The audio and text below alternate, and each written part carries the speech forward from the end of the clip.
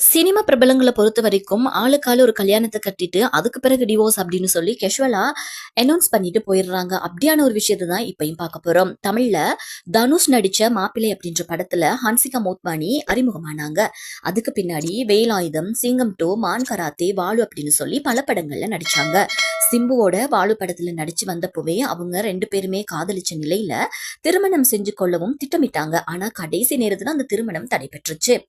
இந்த நிலையில 2022ஆம் ஆண்டுல தன்னோட தோழிய திருமணம் செஞ்சு விவாகரத்தான சோஹைல் கத்தூரியா அப்படிங்கிறவரை ஹன்சிகா மோட்வானி திருமணம் செஞ்சாங்க.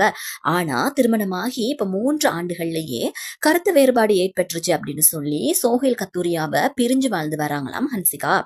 ஆனா சமீபத்துல இது சோஹைல் மறுத்தும் இருக்கிறாரு. இந்த நிலையில சோஹைலுடன் இருந்த திருமண போட்டோ மற்றும் இருவரும் ஜோடியா இருந்த போட்டோக்கள் எல்லாத்தையுமே ஹன்சிகா நீக்கிட்டாங்க. அது மட்டும் இல்லாம அவர அன்ஃபாலோவும் பண்ணிட்டாங்களாம்.